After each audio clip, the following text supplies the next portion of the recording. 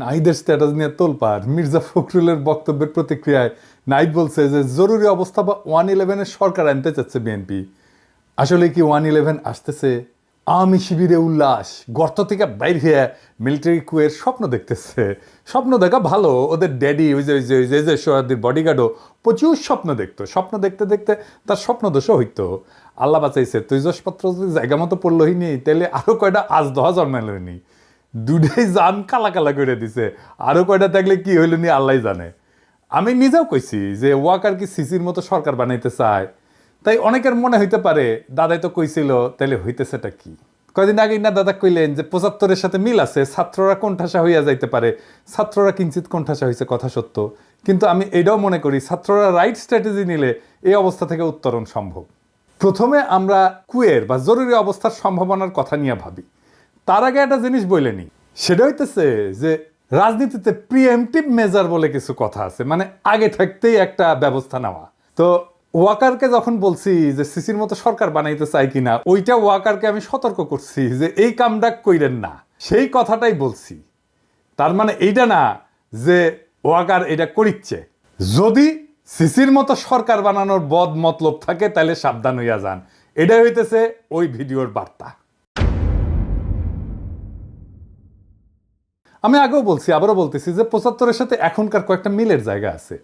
তবে আর্মিতে একটা বড় তফাত আছে, বিশাল বড় তফাত 75-এর সাথে। 75-এ আর্মির একটা ছোট অংশ বিপ্লব করছিল। আর বিপ্লবের পরে শেখ মুজিব জয় বাংলা হইয়া যাওয়ার পরে জনগণ মাঠে নেমে আসা ওই বিপ্লবী শক্তিকে অভিষিক্ত করছিল। আর 24-এ আর্মি মাঠে বিপ্লব দমন করার জন্য মাঠে ছিল। তারা প্রথম দিকে জনতার দিকে গুলিও করছে। আর্মির ড্রোন আকাশে উড়াইয়া সেটা দিয়ে গোয়েন্দা তথ্য দিছে যে কোটি কোটি বিক্ষোভকারীরা কুটি থেকে প্রতিরোধ করিচ্ছে। আর ওই পুলিশ সেই তথ্য পেয়ে আন্দোলনকারীদের বিক্ষোভকারীদের চিহ্নিত করিয়া ওই জায়গায় স্নাইপার পাঠাইছে। এলাকা ব্লক রেড দিয়া কারফিউ দিয়ে আন্দোলনকারীদের আটক করেছিল না আর্মি? আমরা তো ভুলি নাই, তাই না? এই ভূমিকা রাখার পরেও আর্মির সৈনিক আর জুনিয়র অফিসাররা একটা সময় গুলি চালাইতে অস্বীকার করছে। সেটা হইতেছে 5ই অগাস্ট সকালে। এই যে হাসিনার আজ্ঞা শোনা থেকে শুরু কইরা গুলি চালাইতে অস্বীকার করা, এটাকেই বলে বিপ্লবী রূপান্তর। আর্মির এই সেকশন মানে জুনিয়র অফিসার আর সৈনিক লেভেলে একটা বিপ্লবী রূপান্তর ঘটিছে। এই আর্মি হাসিনার আর্মি না, এই আর্মি জনগণের আর্মি, জনতার আকাঙ্ক্ষার সাথে থাকা এক গণমানুষের বাহিনী, এক গণবাহিনী। এটা আমি আর্মিকে তেল দেওয়ার জন্য বলতেছি না। আপনারা যারা 5ই আগস্টে রাস্তায় ছিলেন তারা জানেন যে এই আর্মি জনতার পক্ষ হইয়া হাসিনার পুলিশের বিরুদ্ধে, ছাত্রলীগ যুবলীগের গুন্ডাদের বিরুদ্ধে গুলি ছুটতেছে। আর্মি হাসিনার শাসনের খুঁটির বিরুদ্ধে দাঁড়াইছে। আর্মি হাসিনার শাসন, হাসিনার ছায়া থেকে বাইর হয়ে আসছে। এটাই রূপান্তর। তার অস্ত্রের নল ঘুরে গেছে শাসকের দিকে। এইটার প্রতীকী মূল্য অপরিসীম। এই বাহিনী অন্তত এখন জনতার বিরুদ্ধে দাঁড়াবে না। তারপরেও বলা যায় না, কু করতে তো বেশি লোক লাগে না। 111-এর সময় তো কু করেছিল 10-12 জন নাকি শুনেছি। তাই আমি বলতেছি না কু হওয়ার সম্ভাবনা শূন্য, হইলেও হইতে পারে। তবে আমি চাই এটা কু হোক, তাহলে টেরাম টেরাম যুদ্ধ হবে। হ্যাঁ, কু হইলে ভালো হবে। কেন ভালো হবে আজের দেখি। এখন কোনো কু হইলে সেটা ভারতীয় মদতে হইছে বলে জনমানুষের ধারণা জন্মাবে। আর তা হইলে খালেদ মোশাররফের পরিণতি বহন করতে হবে কুয়ের নেতাদের। আর্মির ইন্ডিয়া প্রভাবিত সেনা অফিসাররা একেবারে জয় বাংলা হয়ে যাবে।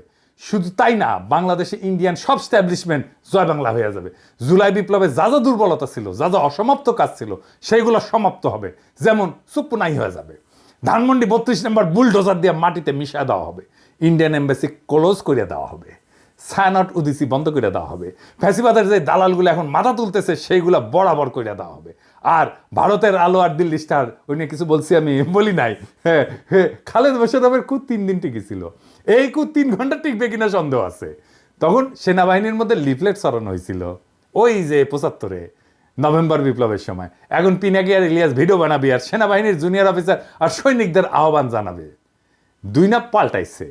বাংলাদেশের মানুষ রক্ত দিয়া বিজয় ছিনায় আনছে। সেই মানুষ ঘরে ফিরে গেছে সত্য, কিন্তু জুলাই বিপ্লবের ক্ষত সারে নাই, বুকের আগুন নেভে নাই। এই অগ্নিগর্ভ অবস্থায় জরুরি অবস্থা বা কু হান্দায় দেবে তেল ছাড়া, যেন এরপর কখনোই আর কু অভ্যাসের কথা কারো মাথাতে না আসে। আমাদের কাজ ফ্যাসিবাদের দোসরদের দাবরানির উপরে রাখা, আপনাদের চোখে পড়তেছে না হয়তো, কারণ এই কথাগুলো প্রকাশ্যে বলার বিষয় না, কিন্তু অনেক কাজ পিছনে হইতেছে। এইগুলা বেকুব কর্মীগুলো জানে না।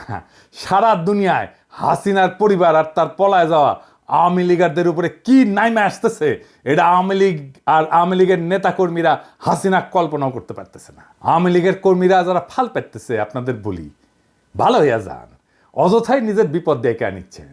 আমরা দয়া কইরা, একদম দয়া কইরা, মায়া কইরা প্রাপ্যটা দেইনি, ফাল পাইরেন না। আমি প্রত্যেকটা অঞ্চলে আওয়ামী লীগের কর্মীদের গণ ক্ষমা চাওয়ার আহ্বান জানাইতেছি।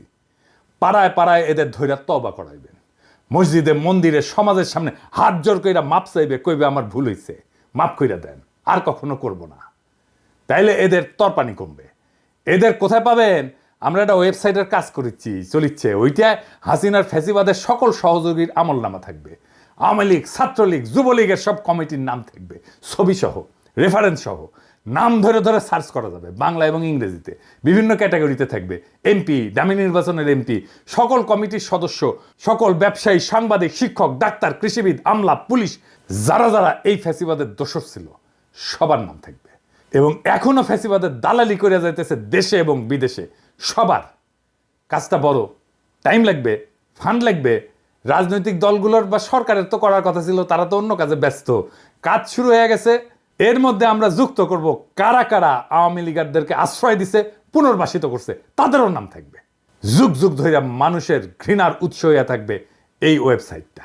এইবার পার্বত্য চট্টগ্রাম বিষয়ে আরো একটা জিনিস বাদ পড়েছিল, সেটা আলাপ করি, আসেন। গুরুত্বপূর্ণ বিষয় কলে পার্বত্য চট্টগ্রামে শুধু ভালো প্রশাসনিক অফিসার পাঠাতে হবে তা কিন্তু না, আমি শুধু তাই বলিনি। তার সাথে ভালো শিক্ষক পাঠাইতে হবে, ভালো ডাক্তার পাঠাইতে হবে, ভালো সামাজিক কর্মী পাঠাইতে হবে। ওইখানে পার্বত্য অঞ্চলে বিকেএসপির মতো কয়েকটা প্রতিষ্ঠান তৈরি করতে হবে।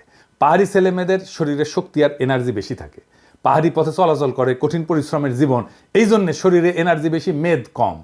এছাড়া এরা সব অর্গানিক খাবার খায়, কিন্তু ভালো খাবার খায়, বিশুদ্ধ খাবার খায়, শরীরে আরো আলাদা এনার্জি থাকার পিছনে এটাও একটা কারণ। তাই দেখবেন অনেক খেলোয়াড় বের হয় ওদের মধ্যে থেকে। আপনি বিকেএসপি করেন কয়েকটা, আমি বাজি ধরতে রাজি আছি, ওদের অনেকেই অলিম্পিকে মেডেল জিতবে 10 বছরের মধ্যে। পাহাড়ি তরুণ যুবকেরা খেলায় যুক্ত হবে ব্যাপকভাবে, উৎসাহ নিয়া। তারা যদি অলিম্পিকে মেডেল জেতে, যাই জিতুক, সোনা, রূপা, ব্রোঞ্জ, যেটাই জিতুক, সেটাই তো প্রথম হবে বাংলাদেশে, তাই না? ওই পাহাড়ের ছেলে মেয়েকে সমতলের মানুষ মাথায় তুইলা নাচবে। আপনার কোনো পরিশ্রম নাই, বুঝানোর দরকার নাই, সেমিনার সিম্পোজিয়াম করে মাথায় টাক ফেলায় দেওয়ার দরকার নাই। খেলাই হয়ে উঠতে পারে পাহাড়ি আর সমতলের ঐক্যের প্রতীক। বিশাল কাজ হয়ে যাবে। আরে ভাই, রাজনীতি তো আছে, কিন্তু আপনার আগ্রহ, উৎসাহ, মোটিভেশনের একটা জায়গা লাগবে তো, যেটা নিয়ে আপনি আনন্দিত হবেন, যেটা নিয়ে আপনি আপনার জীবনের সমস্ত দুঃখ কষ্ট ভুলে যাবেন। আপনার দুঃখ কষ্ট ভুলে ফেলার প্রতীক হয়ে উঠবে ওই পাহাড়ের ছেলেটা যে অলিম্পিকে একটা মেডেল নিয়ে আসছে। খেলাধুলার মাধ্যমে ওদেরকে যদি সংযুক্ত করা যায়, সারা দেশব্যাপী একটা যোগসূত্র তৈরি হবে পাহাড়ি এবং সমতলীদের মধ্যে। আমার পাঠক দর্শকদের বলি, আমার ক্ষুদ্র ভ্রাতারা স্লোগান দেয়, 7 সিস্টার থাকবে না রে। ভাসানির রেফারেন্সে বলে আসাম আমার, 7 সিস্টার তো আমার। এই 7 সিস্টার কেন ভারত রাখতে পারতেছে না? পারতেছে না কারণ এই জাতিগোষ্ঠীর সাথে ন্যায্য আচরণ করতেছে না। এই অঞ্চলে 7 সিস্টার্স, রাখাইন আর আমাদের পার্বত্য চট্টগ্রাম মিলা যে জনজাতি উত্থিত হবে, বাংলাদেশকে যদি তার নেতা হয়ে উঠতে হয়, তাহলে আমাদের পার্বত্য চট্টগ্রামের পরীক্ষায় উত্তীর্ণ হতে হবে। এইটা আমাদের টেস্ট কেস। কয়েক লাখ পাহাড়ি নাগরিকদের যদি আমরা আস্থায় নিতে না পারি, আমরা এই অঞ্চলের নেতা হব কিভাবে কোটি কোটি মানুষের? পারবো না তো। তাই আমাদের মাইন্ডসেট এমনভাবে তৈরি করতে হবে যে আমরা বাংলাদেশ পথ দেখাবো। ভারত যেই সমস্যার সমাধান করতে পারে নাই, যেই কারণে 7 সিস্টার আজকে অগ্নিগর্ভ, সেই সমস্যার সমাধান আমরা দিতে পারবো। এই আস্থা তৈরি করতে হবে, এই আস্থা তৈরি করতে পারতে হবে। এই অঞ্চলে যদি কয়েকটা নতুন রাষ্ট্র তৈরি হইতে পারে, তাহলে তাদের সাথে একটা কনফেডারেশন গড়ার উদ্যোগ নেবে বাংলাদেশ। সেই প্রস্তুতি রাখতে হবে। তো কেন কনফেডারেশন করবে? এখন যদি তারা দেখে আমাদের পার্বত্য চট্টগ্রামের কয়েক লাখ নাগরিক খুশি না বাংলাদেশের রাজনৈতিক নেতৃত্বের প্রতি, তাহলে তারা কি আমাদের সাথে কনফেডারেশনে আসবে? আসবে না তো। আবার আসেন ওই ধানমন্ডি 32 নম্বরের আলাপটা সেরে নিই। আমি কইছি যে কু হইলে ধানমন্ডি 32 নম্বর বুলডোজার দিয়ে মাটিতে মিশিয়ে দেওয়া হবে। অনেকের মনে হইতে পারে যে কু না হইলে কি থাকবে? ধানমন্ডি 32 নম্বরের সামনে ব্যারিকেড দিছে। আবার কেন দিছে কে জানে? আমি কইছি ব্যারিকেড দিবে, দেখনি ওই ধানমন্ডি 32 নম্বরে, ওখানে ও ব্যারিকেডের উপরে যায় স্যার করে মুইতে দিবেন। ব্যারিকেড তুলে নিতে ব্যর্থ হবে। যখনই ব্যারিকেড দেবেন ওর উপরে মুতে দেবেন। শোনা যাচ্ছে মোস্তফা সরোয়ার ফারুকী নাকি রেনোভেশন করবে। ওর তো কুরকুরানি ছিল, ওই যে কইছিল না ওটা রেনোভেশন করা উচিত। তো ফারুকী রেনোভেশন হবে কাদের টাকায়? পাবলিকের ভ্যাট ট্যাক্সের টাকায় তো নাকি? বাংলাদেশে ৭২ থেকে ২০২৪ পর্যন্ত যত গণহত্যা হয়েছে, ইন্ডিয়ার দাসত্ব হয়েছে, গুম খুন ব্যাংক ডাকাতি হয়েছে, বাক স্বাধীনতা হরণ হয়েছে, স্বৈরতন্ত্র এবং ফ্যাসিবাদ, এই সব কিছুরই কোমল মসৃণ আইকন হইল ওই ৩২ নাম্বার। ৩২ নাম্বার শব্দটা একটা অভিশপ্ত শব্দ। ৩২ নাম্বার বাংলাদেশের ফ্যাসিবাদের আতুর ঘর। ওই ৩২ নাম্বারে প্রত্যেকটা ইটের গায়ে লেখা আছে মজলুমের হাহাকার, আমার নিখোঁজ হওয়া ভাইয়ের নাম, হাসিনা মুজিবের শাসনে বন্দুকের গুলিতে সেলাই হয়ে যাওয়া হাজার হাজার শহীদের নাম। ওই ৩২ নাম্বার রেনোভেট করার একমাত্র উপায় হইতেছে ওটারে বুলডোজার দেয়া ফ্যাতলাইয়া মাটির সাথে মিশায় দেওয়া, ওটারে চিরদিনের জন্য জয় বাংলা কইরা দেওয়া। ওই কাজ আমরা করব, একদিন করব, আজ না হোক কাল করব। ওইটা রেনোভেট যে করতে আসবে তারও সানডে মানডে ক্লোজ কইরা দিব। ইনকিলাব জিন্দাবাদ।